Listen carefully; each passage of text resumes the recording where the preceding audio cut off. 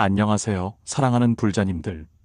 오늘도 이렇게 귀한 인연으로 함께하게 되어 참으로 반갑습니다. 여러분 혹시 젊은 시절을 돌이켜보면 어떠셨습니까?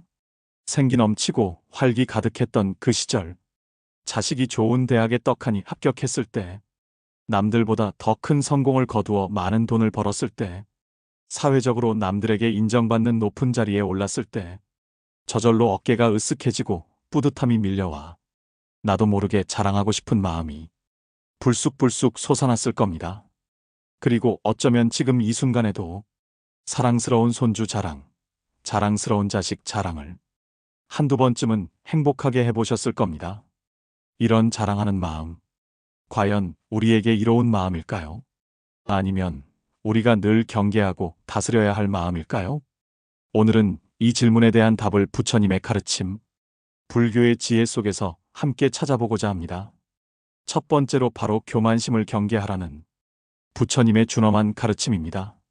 부처님께서는 교만한 자는 세상의 가장 큰 적이며 스스로를 높이 내세우는 자는 가장 먼저 깊은 나락으로 떨어지리라 라고 말씀하셨습니다. 이 말씀처럼 우리가 무심코 내비치는 자랑하는 마음의 근본에는 바로 교만함이라는 뿌리 깊은 번뇌가 도사리고 있습니다. 내가 남보다 더 뛰어나다. 내가 더 많은 것을 가지고 있다. 내가 남들보다 더 잘났다는 오만하고 우월한 생각에서 자랑은 마치 독버섯처럼 피어나는 것입니다. 그런데 이 교만심이라는 것이 참으로 무섭고 위험한 마음의 병입니다. 교만심이 우리 마음속에 자리 잡으면 우리는 자신을 실제보다 과대평가하게 되고 우물안개구리처럼 다른 사람들을 하찮게 여기거나 얕잡아 보게 됩니다. 자신의 생각과 자신의 행동만이 언제나 옳다고 여기기 때문에 주변 사람들의 진심 어린 충고나 조언을 듣지 않고 흘려버리게 됩니다. 어떤 큰 스님께서 이런 지혜로운 비유를 들려주신 적이 있습니다. 아무도 오르기 힘든 아주 높은 산봉우리에 홀로 어렵사리 오르면 발 아래 세상이 모두 내려다보여 마치 자신이 세상의 모든 것을 지배하는 왕이 된 듯한 기분이 듭니다. 온 세상이 내 발 아래 있는 것 같고 나는 최고라는 오만함이 피어납니다. 그러나 그 높은 곳에 너무 오래 머물면서 자만에 빠지다 보면 주변을 살피지 못하고 결국 발을 헛디뎌 추락하게 됩니다. 추락은 순간이지만 그 고통은 이루 말할 수 없는 것입니다. 반대로 겸손한 마음으로 낮은 곳에 머물며 세상을 넓게 바라보는 사람은 비록 잠시 높은 곳에 오르지 못할지라도 넘어질 염려 없이 꾸준히 자신의 길을 묵묵히 나아갈 수 있습니다. 자랑하는 마음이 바로 이 높은 산봉우리와 같습니다. 잠시 동안은 우쭐하고 기분 좋을지 모르지만 결국 교만심을 키워 우리를 위험하고 불행한 나락으로 이끄는 독이 되는 것입니다. 실제로 어떤 젊은 사업가가 남들이 부러워할 만한 큰 성공을 거두었습니다. 처음에는 겸손하고 배우는 자세로 주위의 따뜻한 도움을 받아가며 사업을 성장시켰지만 돈을 많이 벌고 유명해지자 점차 교만하고 오만한 마음이 싹트기 시작했습니다. 자신의 성공이 오직 자신의 뛰어난 능력 덕분이라고만 생각하며 함께 고생했던 직원들을 함부로 대하고 오랜 동료들의 진심 어린 조언을 무시하기 일쑤였습니다. 결국 그의 교만한 태도는 직원들의 깊은 반발을 사고 중요한 동업자들과의 관계를 최악으로 악화시켜 사업은 걷잡을 수 없는 위기에 처하게 되었습니다. 그는 나중에 모든 것을 잃고 나서야 자신의 교만함이 모든 불행의 씨앗이었음을 뼈저리게 깨닫고 깊이 후회했다고 합니다. 이처럼 교만심은 우리를 스스로 고립시키고 불행의 수렁으로 이끄는 지름길이 되는 것입니다. 두 번째는 바로 집착을 내려놓아라는 부처님의 자비로운 가르침입니다. 부처님께서는 세상 만물은 고정된 것이 없으며 모든 것은 인연 따라 생겨나고 사라진다고 가르치셨습니다. 이 세상에 영원한 것은 아무것도 없으며 모든 것은 끊임없이 변하고 흘러간다는 진리입니다. 그런데 우리는 무엇인가를 얻으면 그것을 마치 영원히 소유할 수 있는 것처럼 착각하고 강하게 집착하는 경향이 있습니다.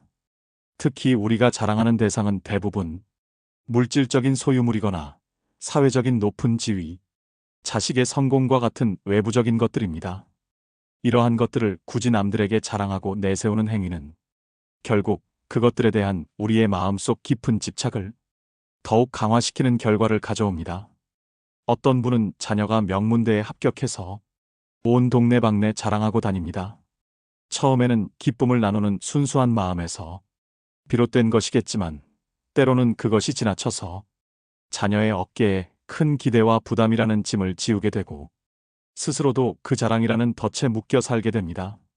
자녀가 혹시라도 부모의 기대에 미치지 못할까봐 노심초사하고 부모는 자신의 체면이 깎일까봐 늘 전전긍긍합니다.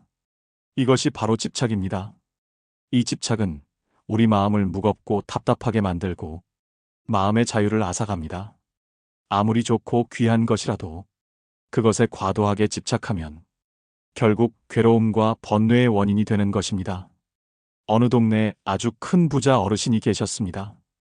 그분은 돈도 많고 넓은 땅도 많고 심지어 자식들도 모두 훌륭하게 잘 되어 세상에 부러울 것이 하나도 없어 보였습니다. 그러나 그분은 항상 근심과 걱정에 잠겨 살았습니다. 자신의 재산이 혹시라도 줄어들까봐 밤낮으로 걱정하고 자식들이 혹시라도 잘못될까봐 늘 노심초사했습니다. 자신의 부와 성공을 남들에게 자랑하고 싶어 했지만 동시에 그 부와 성공을 잃을까봐 엄청난 두려움에 시달렸습니다. 결국 그 어르신은 평생을 근심과 걱정, 그리고 두려움 속에서 살다 가셨습니다. 이처럼 자랑하는 마음은 우리가 가진 것에 대한 집착을 끊임없이 부채질하여 결국 마음의 평화를 송두리째 빼앗아갑니다. 자랑하면 할수록 우리는 더 많은 것을 가지고 싶어지고 더 많은 사람들에게 인정받고 싶어하는 끝없는 욕심에 사로잡히게 됩니다. 세 번째로 바로 무아의 가르침을 실천하라는 부처님의 심오한 깨달음입니다. 불교의 가장 깊고 심오한 가르침 중 하나가 바로 무아입니다. 나라는 고정되고 영원한 실체는 존재하지 않으며 이 세상 모든 것은 끊임없이 변하고 인연 따라 잠시 존재했다가 사라진다는 진리의 가르침입니다. 우리는 흔히 나라는 존재를 너무나 확고하고 변치 않는 영원한 것으로 착각하고 생각합니다. 그래서 나의 능력, 나의 뛰어난 업적, 나의 소중한 소유물들을 나의 영원한 일부인 것처럼 여기고 그것들을 남들에게 내세우며 자랑하고 싶어 합니다. 금강경에는 이런 심오한 구절이 나옵니다. 모든 유의법은 꿈과 같고 환상과 같고 물거품 같고 그림자 같으니 또한 이슬 같고 번개 같아서 마땅히 이와 같이 보라.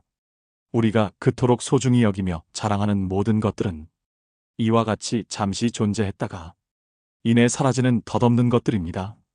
세월의 흐름 속에 모든 것이 변하고 사라졌음을 우리는 온몸과 마음으로 생생하게 느끼고 있습니다. 그런데도 무엇을 나의 것이라고 굳건히 붙잡고 집착하며 자랑할 수 있겠습니까? 우리는 단지 잠시 인연 따라 그것들을 빌려 쓰고 있을 뿐입니다. 여관에 잠시 머무는 나그네와 같이 말입니다. 어떤 불자분은 이런 가슴 아픈 경험을 털어놓았습니다. 그는 젊은 시절부터 회사에서 고속으로 승진하여 남들이 모두 부러워할 만한 높은 자리에 올랐습니다. 그때마다 그는 자신이 이룬 눈부신 업적을 사람들에게 자랑하고 싶어 안달이 났다고 합니다. 그런데 어느 날 갑자기 큰 병을 얻게 되었고 병상에 누워 그 모든 것을 잃을 위기에 처하자 비로소 자신이 그토록 자랑했던 것들이 얼마나 허무하고 덧없는 것이었는지 깨달았다고 합니다. 병상에서는 명예도 많은 부도 아무 소용이 없었고 오직 고통과 죽음에 대한 깊은 두려움만이 자신을 짓눌렀다고 합니다. 그때 그는 비로소 무아의 가르침을 온몸으로 받아들이게 되었고 병이 나은 후에는 이전과는 전혀 다른 겸손하고 자비로운 삶을 살게 되었다고 합니다. 나라는 존재가 영원하고 고정된 것이 아니라는 사실을 있는 그대로 깨달을 때 우리는 비로소 자랑에서 벗어나 모든 존재가 서로 밀접하게 연결되어 있다는 깊은 연기의 진리를 이해하게 됩니다. 내 것은 따로 존재하지 않고 모든 것은 인연 따라 잠시 나에게 머물다 갈 뿐임을 마음 깊이 알게 될 때 우리는 어떤 것도 굳이 자랑할 수 없음을 겸허하게 받아들이게 됩니다. 그러니 우리는 무아의 가르침을 통해 덧없는 자아에 대한 집착을 과감히 내려놓고 참된 해탈과 평화를 찾아야 합니다. 여기까지 우리가 자랑하지 않아야 하는 진정한 이유 3가지에 대해 깊이 살펴보았습니다. 교만심을 항상 경계하고 모든 집착을 용감하게 내려놓으며 무아의 심오한 가르침을 일상에서 실천하는 것이야말로 우리가 자랑이라는 번뇌에서 벗어나 참된 평화와 행복을 얻는 가장 확실하고 지혜로운 길입니다. 여러분의 마음에 이 가르침이 깊이 새겨지기를 바랍니다. 그렇다면 우리 불자님들, 이러한 부처님의 고귀한 가르침을 우리의 일상생활 속에서 어떻게 하면 효과적으로 실천할 수 있을까요? 너무 어렵게 생각하지 마시고 오늘부터 하나씩 꾸준히 실천해 보시길 권합니다. 첫째, 매 순간 감사하는 마음을 생활화해야 합니다.